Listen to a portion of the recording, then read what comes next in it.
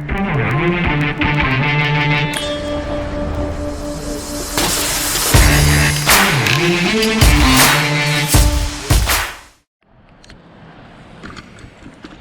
guys, well, welcome to the channel, and today we are here at RV Value Mart up in Manheim, Pennsylvania to pick up our new toy, our R-Pod 180 that we're going to tow behind our Jeep.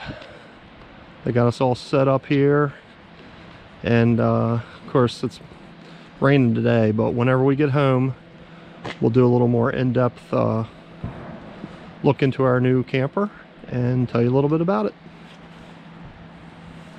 You excited? Yay!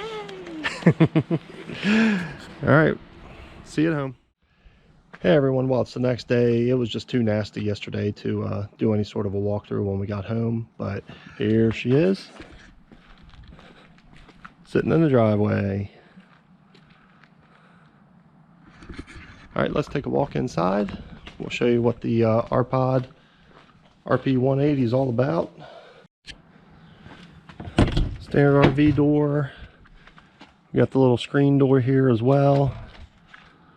So if you don't want to have the door, you can, you know, if it's nice out, you can have the screen open. You walk in, have our little kitchen, propane stove. I'll take my shoes off so I don't get all muddy in here. Got our little sink, 2-burner propane stove. Dometic fridge. It'll run on electric, gas, or the battery. Won't run on the battery for very long, but you know, if we're towing it and it's charging the battery, it shouldn't be too bad. Do have the microwave convection oven. RV queen size bed, so it's just as wide as a queen, but it's just a little shorter. And I'm 6'1", and I just barely make it. I don't have much room for air in there, but you know, it's a small camper, so not much else you could do about that. We got our little stereo up here, and we got a little 27-inch TV. Now the reason, oh, and of course we got our little dinette set just for 2 people, because it's just Connie and I, no kids, nobody else. The reason why we like this model the best is because this one kind of has a full bathroom instead of a wet bath. We kind of like that. It has separate toilet, sink, and then an actual shower stall in here. So we kind of like that feature. One of the other cool things that came with this camper was a vacuum. So we have a little vacuum, or you can either hook a hose up to that and use it like a normal vacuum, or just stick your foot under here. So we can, you can sweep it all up and then sweep it right to there and sweep it into the vacuum cleaner. Thought that was kind of a neat idea up there. We got storage up top, storage over here, little hanger bar there if you want to hang anything, and then we got a little bit of storage underneath here, a couple drawers, a little bit of storage there for something. And oh yeah, so in 2020 all the R-Pods are what they call pet friendly, so you actually get a food bowl and a water bowl if you have a dog or cat. And then when we go outside, I'll show you the other feature it has for the pet friendly.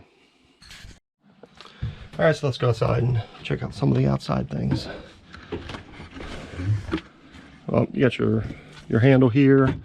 You can rotate out of the way if you don't need it, and when the door's shut, you can rotate it to kind of help the door be shut. Cool little frog hiking guy on the side there. Now, when I talked about the pet-friendly features, under here, you can see it. There's a little thing that you can put a leash around, so that your dog or cat, if you put a leash on your cat, if you can get a leash on your cat, and then they can just kind of hang out with you. Got power awning, got speakers outside, a porch light. One of the cool things, I think I have it opened.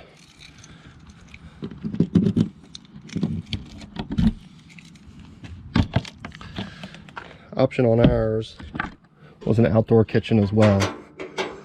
So outside we also have a little stove, 2-burner propane stove, and then a little basin here. I guess there's no drain in it, but I guess we could put a drain in it. Now this also, if you don't want to take it with you, there's a little latch in here, and this whole entire unit comes out, so then you get all that storage space back. So we're still determining if we're going to take this with us, or if we're just gonna, you know, just cook inside. But I kind of like cooking outside, so we'll see what we can do. We could still pull it out, put stuff behind it, you know, maybe take it out, put some stuff. It might be a little bit of a pain, but we'll make it work. I don't know, it's our first RV, we're still figuring it out. Nice tinted windows all the way around, big window up front. Of course, you got the propane, got your battery, and that's part of our weight distribution hitch there that we got. It's got a power tongue up and down with a little light on it. That's kind of cool for, you know, you're always going to get the campground at night. Unfortunately, that's just the way the world works. It's got a cool little place to put your plug when you unplug it from your vehicle. Of course, the kitchen does slide out, so that gives us a little bit of room in there. However, one of the cool things we did find out is that even when the kitchen is not slid out, you still have a path to the bed, and you can also open the door to the bathroom. So if you're going for a quick stop and you don't want to, you know, take the time to put the slide out, you could still use the restroom if you had to, or if you want to take a nap or something, you know, pull over the side of the road, take a nap, you could do that without, you know, looking like you're doing it, because you still have the slide out in. And it's got all the normal stuff.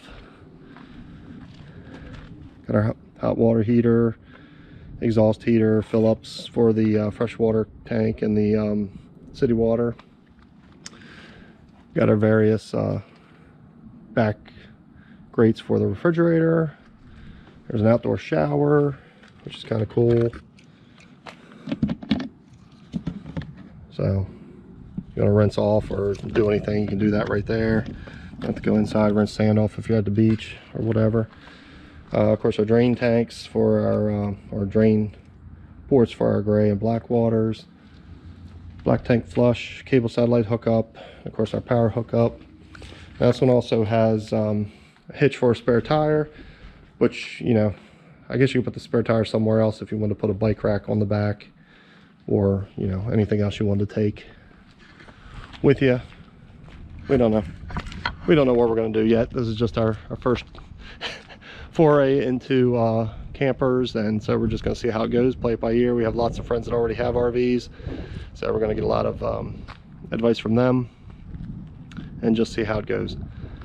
So now, big question I had, of course, when I bought a camper like this is, I have a Jeep, and I know a lot of people that I saw online on YouTube and everything tend to camp with these R-Pods and tow these R-Pods with their Jeeps, and I found it very easy to tow with my Jeep. Now, you're not going to break any speed world records, and when you get going up the hills, you definitely have to put it in lower gears. Mine's a 6-speed manual, so, you know, getting up the steeper hills, you will have to gear down and everything. You have to run everything a lot higher RPM, but I mean, it really didn't have too much of a problem towing it. Now, of course, it does have the towing package, so, you know, I do have the brake controller and everything to control the brakes on the trailer, and that worked very well.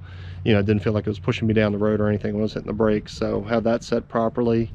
And yeah, we'll see what happens, and we'll take you guys along on all the adventures we go on with this camper, and hope you guys enjoy it. And if you do have any questions about it, so, you know, let me know in the comments, because I'm a noob at this too, so, or if you have any advice, I can certainly learn from it.